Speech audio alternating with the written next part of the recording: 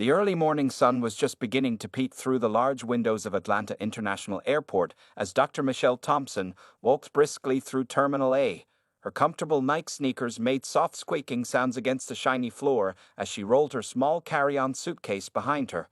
Even after working for 16 straight hours, she carried herself with grace and confidence. Michelle had just finished performing a life-saving heart surgery on a 7-year-old boy. The operation had been complicated, but seeing the relieved smiles on the parents' faces made every exhausting minute worth it. Now, at 6:45 a.m., she was heading to catch her flight to San Francisco for an important medical conference where she would be one of the keynote speakers. As she approached the first-class check-in counter, Michelle adjusted her simple black blazer and smoothed down her natural curls. The airline staff member, a young man named Tom, greeted her with a warm smile. "Good morning, Dr. Thompson. I see you're on Flight 2876 to San Francisco. Would you like me to check your carry-on?" "No, thank you, Tom," Michelle replied with a tired but genuine smile. She had been a frequent flyer with the airline for the past 8 years, and many staff members knew her by name. As the head of pediatric cardiac surgery at Atlanta Memorial Hospital, she often traveled for conferences and special cases. After getting through security, Michelle stopped at her favorite coffee shop in the terminal. "The usual, Dr. T?" asked Maria, the barista who had been serving her morning coffee for the past 3 years.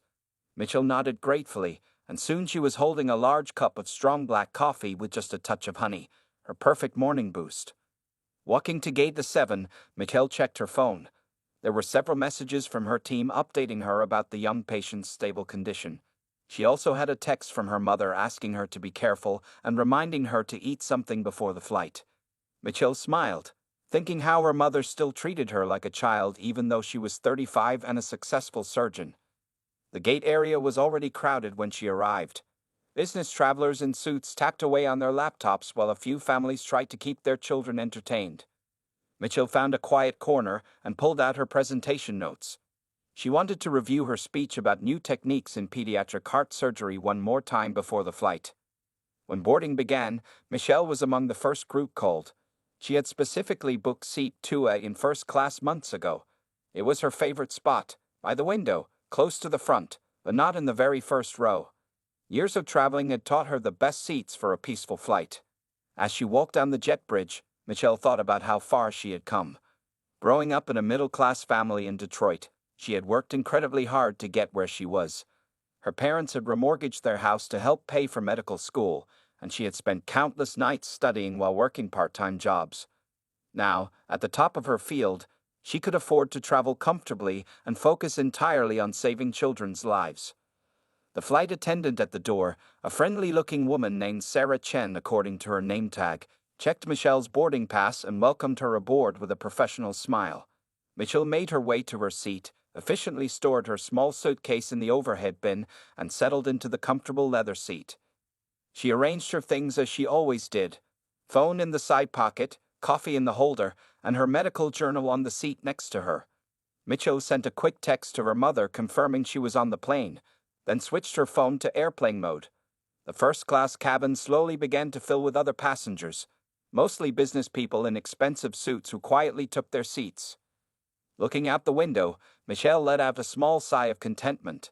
In about 6 hours, she would be in San Francisco, ready to share her latest research with colleagues from around the world.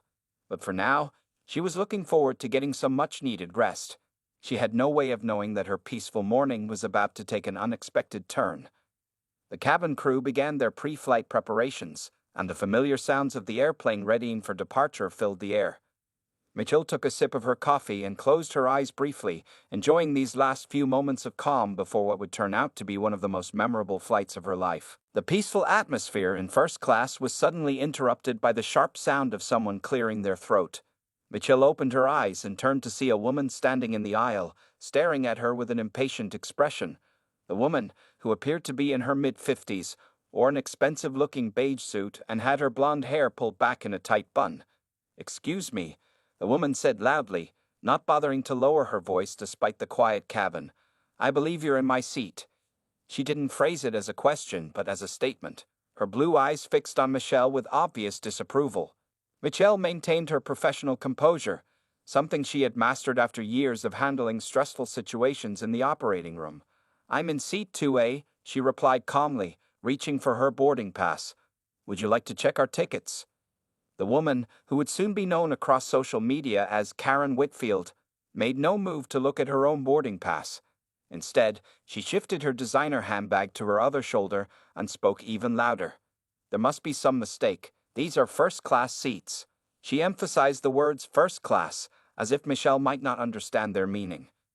Several nearby passengers looked up from their phones and laptops, their attention drawn to the growing tension. Mitchell noticed a businessman in 1C lower his newspaper to watch the scene unfold. "Yes, I'm aware these are first-class seats," Michelle responded, her voice steady but firm.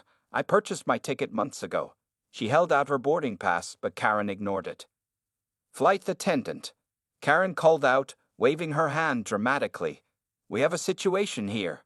Her voice carried through the cabin, causing more heads to turn. Sarah Chen, the flight attendant who had greeted Michelle earlier, quickly approached. "How can I help?" she asked professionally, looking between the two women. Karen gestured at Michelle with a manicured hand. "There seems to be some confusion about seating arrangements. Surely, there's been a mistake with the assignments."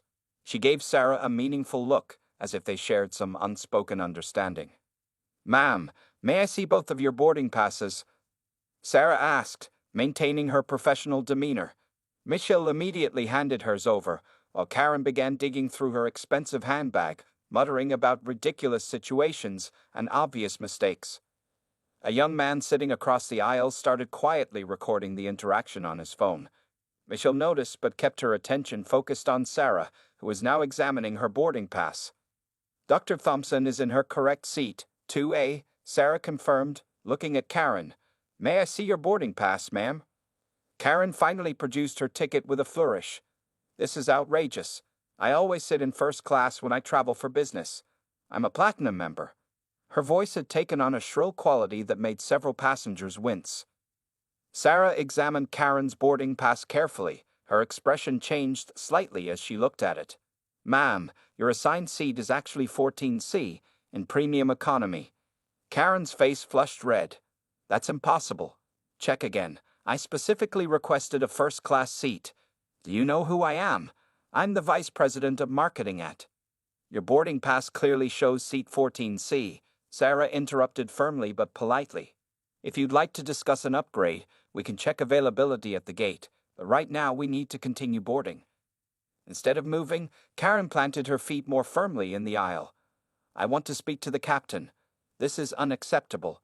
I refuse to believe there hasn't been some sort of mix-up." She glanced at Michelle again, her meaning clear to everyone watching. The businessman in 1C had now openly turned around in his seat to observe. Mitchell noticed his legal pad had Civil Rights Law Office printed at the top. Two more passengers had their phones out, recording the scene. Sarah's expression remained professional, but her voice took on a more authoritative tone. "Ma'am, I need to ask you to proceed to your assigned seat in premium economy. We have a full flight today, and we need to complete boarding on schedule." The tension in the cabin was thick enough to cut with a knife. Michelle sat quietly, her hands folded in her lap, years of handling high-pressure situations helping her maintain her dignity. But inside, her heart was racing, and she could feel the eyes of every passenger in first class on her. This was far from over, and she knew it. Karen's face had turned an even deeper shade of red as she continued to block the aisle. More passengers were backing up behind her, trying to reach their seats. The quiet morning atmosphere of the first-class cabin had completely disappeared, replaced by uncomfortable whispers and the sound of more phones being pulled out to record. "I demand to know how she got this seat," Karen said, pointing at Michelle. Her voice was getting louder with each word. "There must have been some sort of computer glitch with the upgrade system. I refuse to believe." "Ma'am," Sarah interrupted firmly, "Dr. Thompson is a regular first-class passenger with our airline. She booked and paid for this seat months ago. Now, please." "Doctor?" Karen let out a sharp laugh that made several passengers flinch. "Oh, really? And what kind of doctor would that be?" Her tone dripped with disbelief. Michelle took a deep breath before speaking. "I'm the head of pediatric cardiac surgery at Atlanta Memorial Hospital." Her voice was calm but carried natural authority. I'm on my way to give a keynote speech at a medical conference in San Francisco. The businessman in 1C, who had been watching everything, spoke up. I've actually read about Dr. Thompson's groundbreaking work. She recently performed a revolutionary heart surgery that made national news. Karen's eyes darted between Michelle and the businessman. For a moment, she seemed unsure. Then her face hardened again. Well, I still think there's been some mistake. I've never had to sit in premium economy before. This is ridiculous. I want to speak to someone in charge.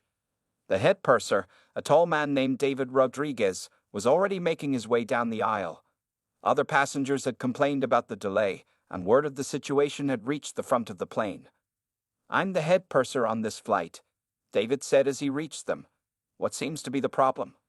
Though he asked the question, the other flight attendants had already briefed him on the situation. Finally, Karen exclaimed, "Someone who can fix this. These people are trying to make me sit in premium economy when I clearly should be in first class. I'm a platinum member, and I always sit in first class."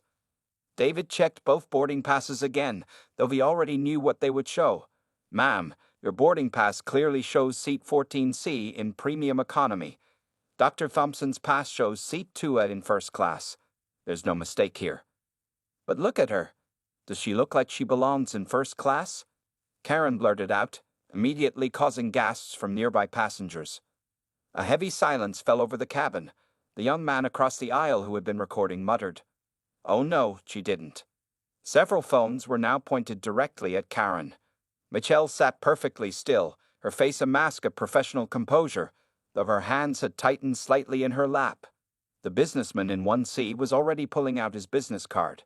Even Sarah, who had maintained perfect professionalism, looked shocked. David's expression turned stern. "Ma'am, that comment was completely inappropriate and discriminatory. This is your final warning.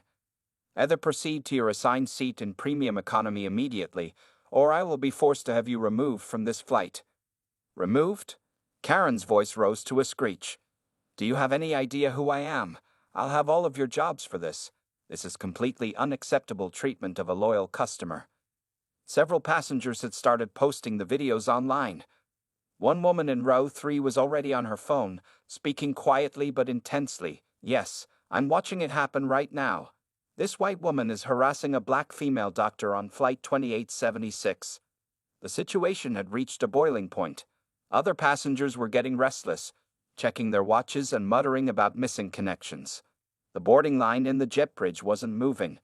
2 more flight attendants had arrived to help manage the growing crowd.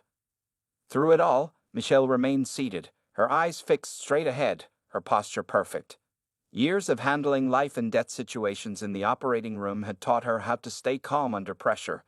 But this was different.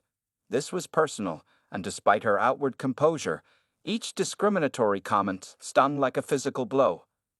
The next few moments would determine how this confrontation would end, and everyone in the cabin could feel it.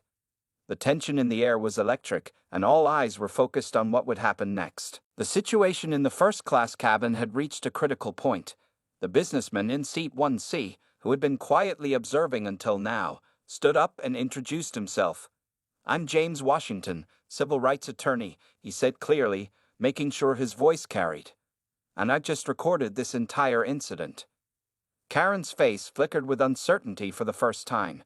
She glanced at the phones pointed in her direction, suddenly seeming to realize how many people were recording her behavior. "I don't care who's recording," she said, but her voice had lost some of its earlier confidence. "I want to speak to the captain right now." She crossed her arms, still blocking the aisle despite David's warning. David spoke into his radio, and moments later, Captain Sarah Martinez emerged from the cockpit. She was a tall woman with gray-streaked hair and the kind of presence that commanded immediate respect. The cabin fell silent as she approached. "I understand we have a situation here," Captain Martinez said, her voice firm but calm. She looked at David, who quickly explained what had happened. "Ma'am," Captain Martinez addressed Karen directly, "I've been informed that you're refusing to sit in your assigned seat and have made discriminatory comments toward another passenger. Is this correct?" Karen's face flushed again. "That's not. I mean, I didn't. I just think there's been a mistake with the seating assignments." "There's no mistake," Captain Martinez stated firmly. She turned to Michelle. Dr. Thompson, are you comfortable continuing on this flight? Michelle nodded. Yes, Captain. I'd just like to get to San Francisco for my conference. The captain turned back to Karen. You have two choices. You can either proceed to your assigned seat in premium economy immediately and remain there quietly for the duration of the flight, or you can leave this aircraft. If you choose not to comply, I will have airport security remove you. What's your decision? A new voice spoke up from the growing crowd of passengers in the aisle.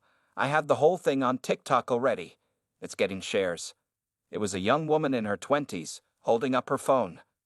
Another passenger called out, Twitter's picking it up too. Someone tagged your company, ma'am. They directed this last comment at Karen, whose face had begun to pale. James Washington, the civil rights attorney, stood up again. Dr. Thompson, I'd be happy to provide you with the video evidence I collected, along with my card. This is a clear case of discrimination in a public accommodation. Karen's composure finally cracked. She looked around the cabin, seeing nothing but disapproving faces and recording phones. The reality of her situation seemed to hit her all at once. I didn't mean... She stammered, her earlier arrogance disappearing. I just thought... Your decision, ma'am? Captain Martinez prompted. We need to depart on schedule.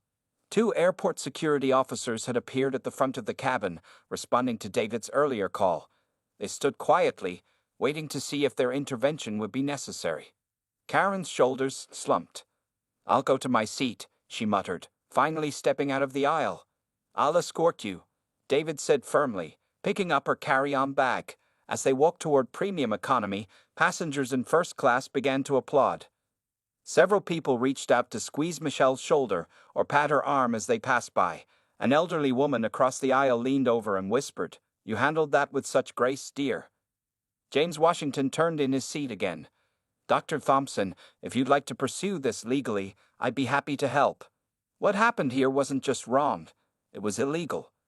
Michelle took a deep breath, her hands finally unclenching in her lap. Thank you, she said quietly. I'll think about it. Captain Martinez stayed a moment longer.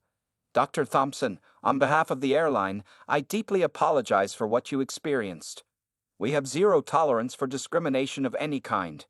Would you like to file a formal complaint? Yes, Michelle said firmly. I would.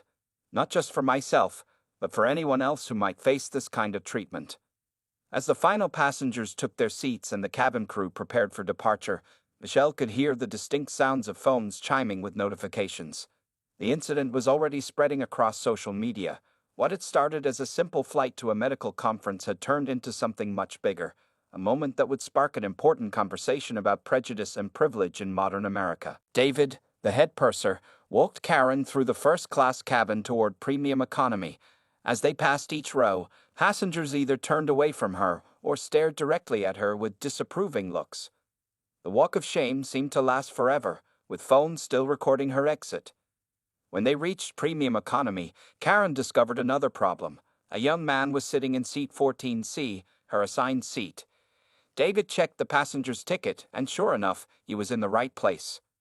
Ma'am, David said, checking Karen's boarding pass again, I apologize, but it seems there's been an error on your part. Your ticket is actually for yesterday's flight. Karen's face, which had just started to return to its normal color, turned bright red again. What? That's impossible. She grabbed the boarding pass from David's hand and stared at it. There it was in black and white. Her flight had been scheduled for the previous day. Several premium economy passengers had started recording this new development. Someone whispered, This is getting better by the minute. David spoke quietly but firmly. Ma'am, not only were you in the wrong seat, but you're on the wrong flight entirely. I'm afraid you'll need to leave the aircraft and speak with the gate agents about rebooking your travel. But my meeting. I have an important presentation this afternoon. Karen's voice had lost all its earlier authority and now sounded almost panicked. I'll escort you back to the gate, one of the security officers said, stepping forward. He had followed them just in case there was more trouble. As Karen was led back through the cabin, she kept her eyes fixed on the floor. The passengers who had witnessed her earlier behavior watched in satisfaction. Some were already posting updates to their social media accounts. Plot twist. Karen wasn't even supposed to be on this flight. Back in first class, Michelle was receiving a series of heartfelt apologies from the crew. Sarah Chen, the flight attendant who at first tried to handle the situation, brought her a fresh cup of coffee and a warm cookie. "Dr. Thompson, we're so sorry you had to experience that," Sarah said sincerely. "Please let us know if there's anything else you need during the flight." James Washington, the civil rights attorney, turned around again.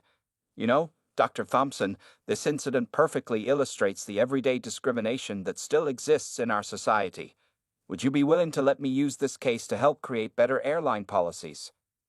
Michelle thought about all the times she had experienced similar situations, subtle and not so subtle assumptions about where she belonged. "Yes," she said firmly. "I would like that." The captain's voice came over the intercom. "Ladies and gentlemen, we apologize for the delay in departure. We had to address an issue with a passenger who is no longer on board. We'll be pushing back from the gate shortly." A quiet cheer went up from the passengers. Someone near the back of first class called out, "Way to handle it with class, Dr. Thompson."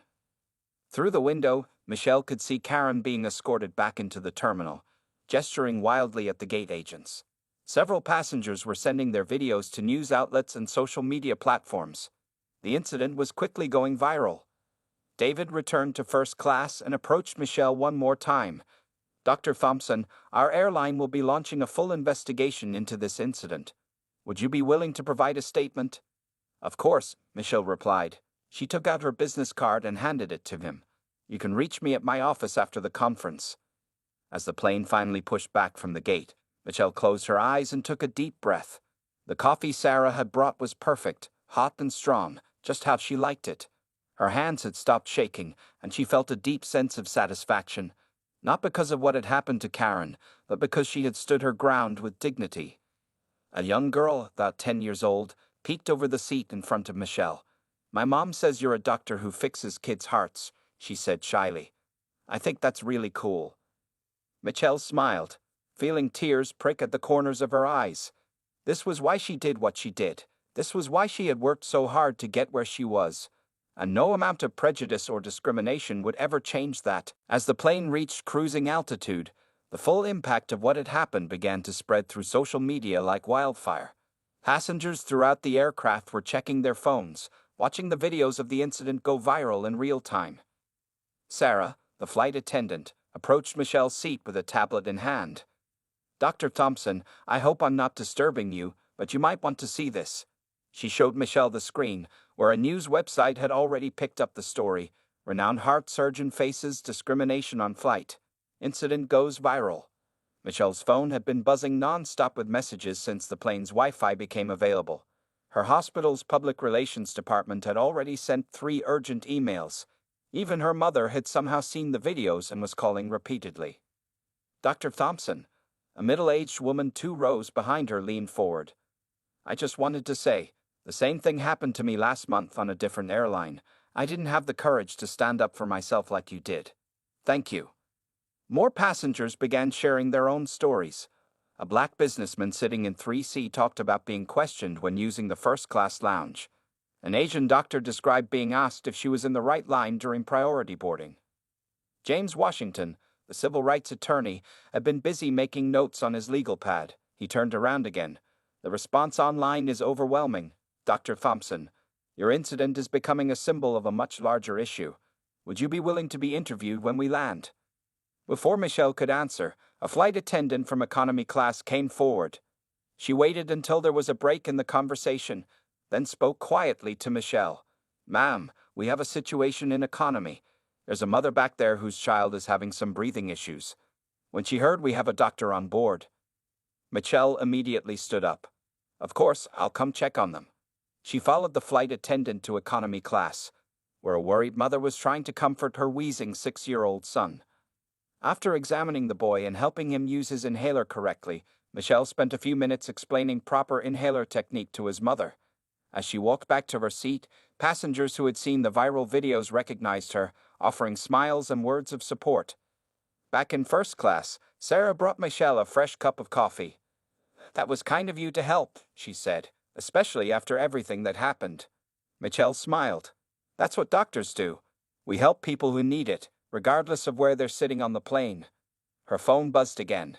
This time it was a message from the airline's corporate office. Dr. Thompson, we are deeply disturbed by the incident that occurred on our flight. Our CEO would like to speak with you personally when convenient. James Washington turned around once more. The videos have hit all major social platforms now. The hashtag #FirstClassDoc is trending. People are sharing their own stories of discrimination in travel. You've sparked an important conversation. A young professional woman across the aisle spoke up. My company's diversity and inclusion team just sent out an email about this incident. They're using it as a teaching moment. Michelle took a deep breath, feeling slightly overwhelmed by all the attention. She had never meant to become the face of this issue. She had just wanted to get to her conference and present her research on new pediatric heart surgery techniques.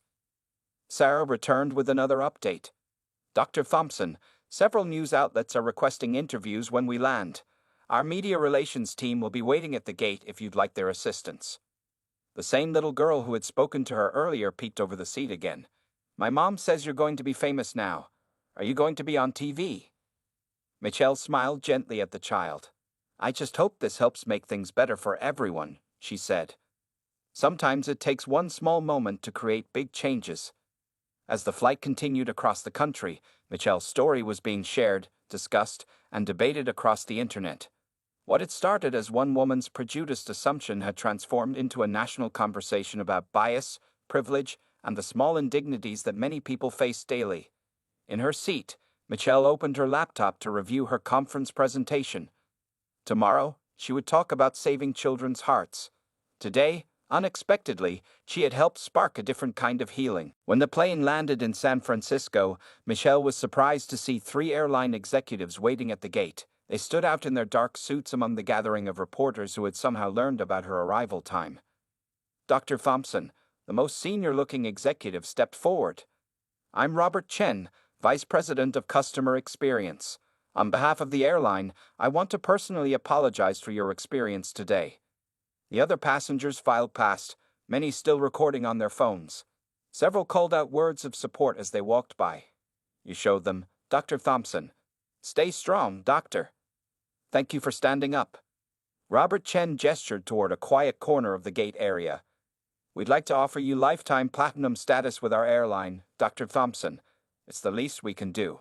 We're also launching a full investigation into the incident. Meanwhile, across the country in Atlanta, Karen Whitfield was facing her own consequences. Her company's CEO had called an emergency meeting after their social media team reported that the company name was trending for all the wrong reasons. Karen sat in a conference room, watching clips of her behavior play on a large screen. Her face grew paler with each viewing. The company's head of human resources sat across from her, taking notes. Ms. Whitfield, the CEO said firmly, your actions today have brought significant negative attention to our company. The videos have been viewed millions of times. We've received thousands of complaints. Karen's voice trembled as she spoke. I can explain. I was stressed about my presentation, and I just assumed. That's exactly the problem, the HR director interrupted. Your assumptions and actions displayed clear racial bias. We're placing you on immediate administrative leave, pending a full investigation. Back in San Francisco, Michelle was dealing with her own kind of overwhelming attention. News crews followed her through the airport, shoving questions. Dr. Thompson, how do you feel about becoming a symbol of the fight against discrimination? What message do you have for others who face similar prejudice?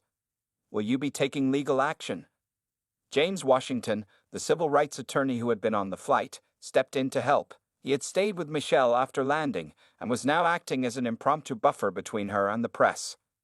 Dr. Thompson will be making a formal statement later, he announced to the reporters. Right now, she needs to prepare for her medical conference, where she'll be presenting life-saving research about pediatric heart surgery. Michelle's phone wouldn't stop buzzing.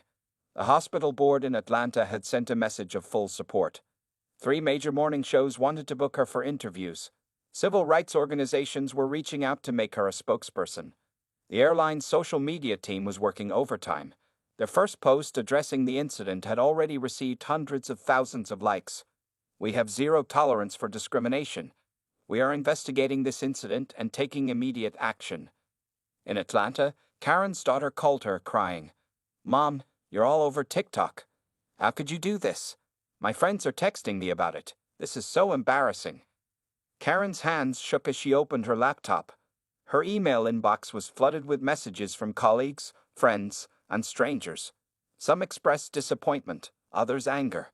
The professional network she had built over 20 years was crumbling in real time. Her company released a public statement.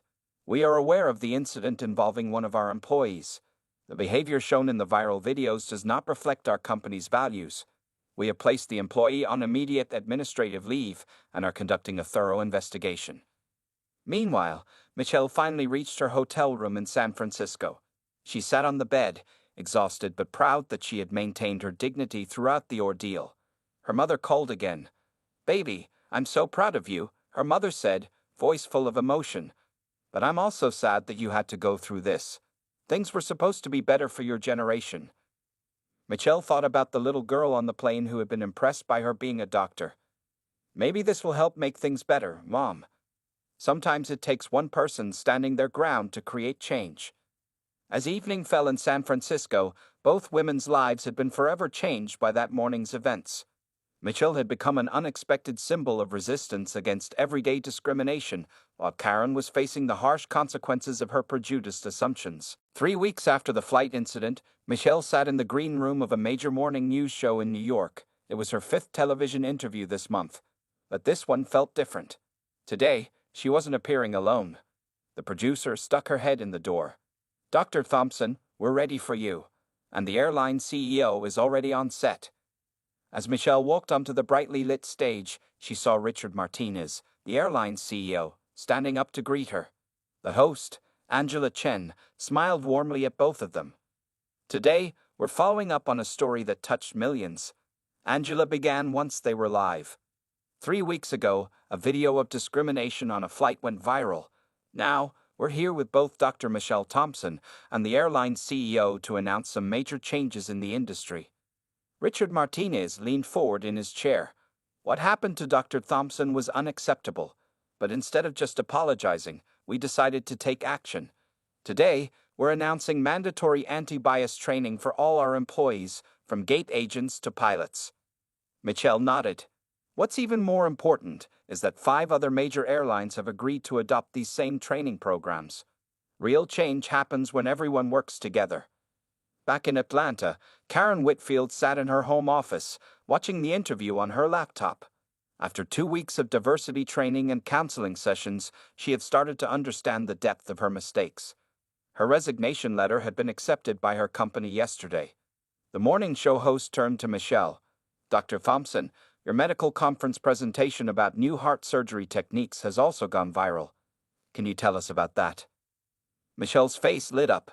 "Yes, that's actually the most important outcome of all this. The attention has helped us secure funding for 200 pediatric heart surgeries for children who couldn't afford them. Sometimes, good things can come from difficult situations." The host smiled.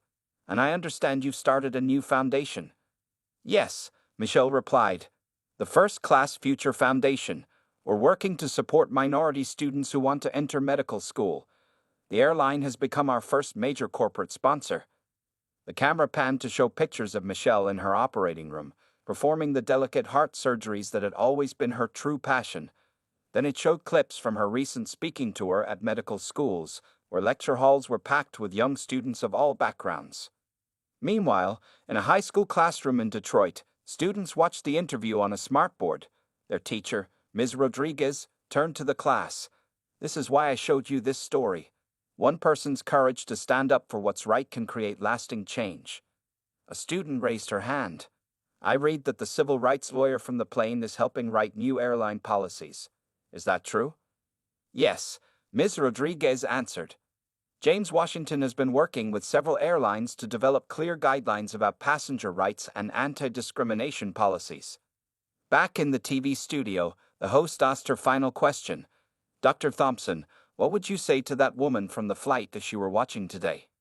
Michelle thought carefully before answering. "I would say that we all have prejudices we need to face. The important thing is to learn from our mistakes and work to become better people." In her home office, Karen wiped tears from her eyes as she listened to Michelle's words.